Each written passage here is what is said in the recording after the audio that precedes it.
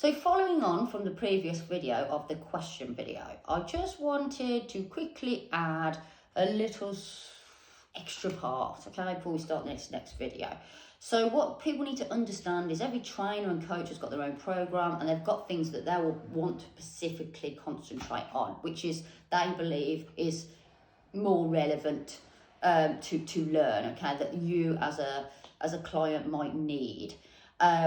And that's what I'm saying, it can be a bit confusing. And the thing that I believe is hard is people will tell you what to do, but they won't tell you why you're doing it or what the benefits are. And this is something I always say now, because I don't want people to, some people don't question, but they need to know why they are doing it. And like I said, a question can have, like in the previous video, a question can have multiple answers. So let me give you a scenario on that one, relative to what I said when I went to a clinic years ago, and I'd get confused or be like, rule people out because they told me one thing, someone else would tell another, and then, you'd get a bit angry or confused. So because you feel you wasn't given the whole picture. So someone should have said, yes, I see that. Yes, you need to do, instead of just saying, yes, you need to do that, and just go away and not explain it to me. What they probably should have done, or what I would do now if I was in that situation, is I'd say, yes, I can see that. There's multiple, right, you need to work on this, that, and this. But at this time, you should firstly work on this. And then we can get to the other stages, okay? But you need to work on one thing at a time. And this was not explained to me.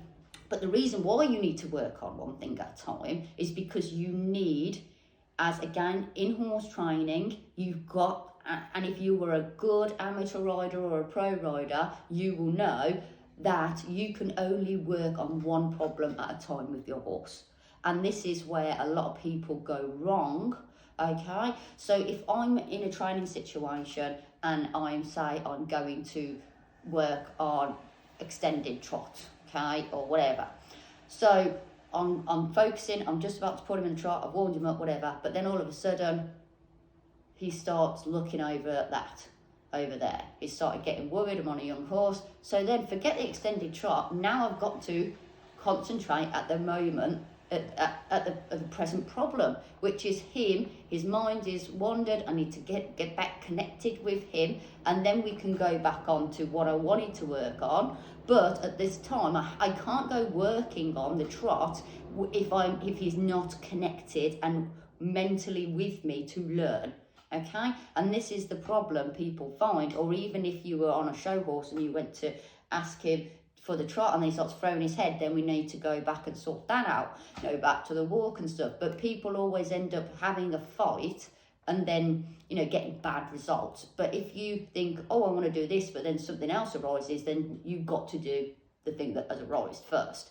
So again, these things are not explained very well. And the problem is, it's very, very hard. Now, this is me answering this from a coach and a horse trainer point of view now, and not an amateur rider that I was then when I had those problems, is when someone asks you a question, exactly like I said on that flower question with multiple answers drawing, is if someone asks me a question, I get like a flood of images and answers in my head, okay?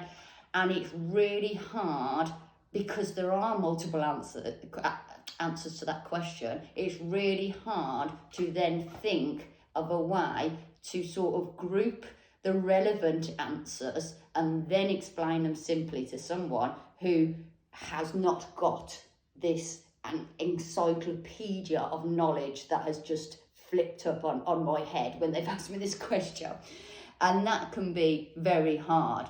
And it's a skill in itself to explain and coach people from all the knowledge that you have and the experiences you've had, to then simplify it, to give it to someone in an understandable way that won't confuse them.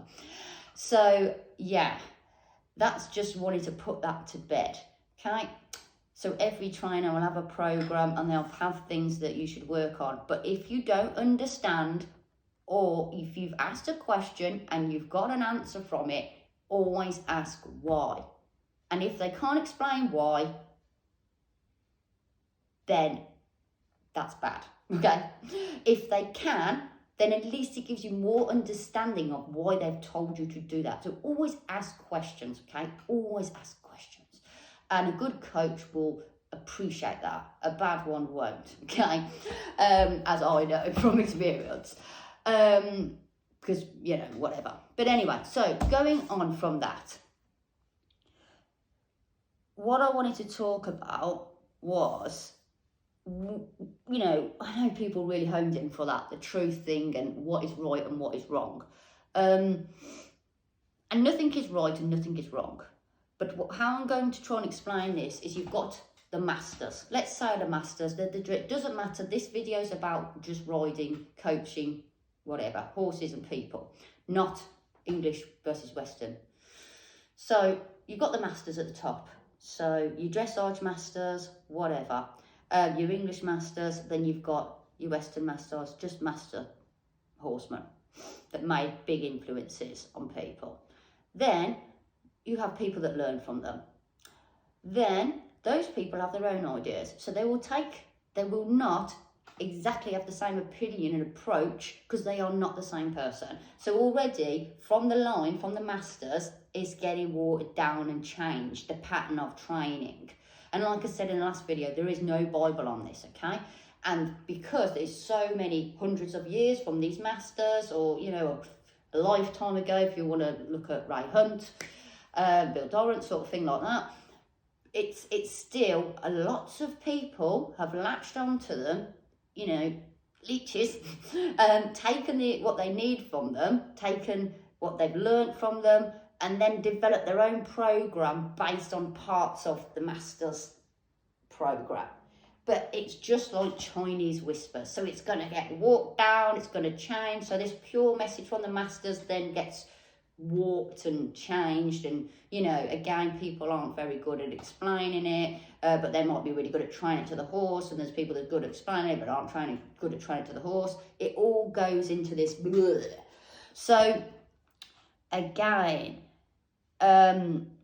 you just need to have a little think. If I'm going to take advice off people, because I'm always learning, I'm always watching. I don't get any time to go out to clinics. I'd love to have a lesson every day. Not every day, every week. I'd love to have a lesson every week. I just can't.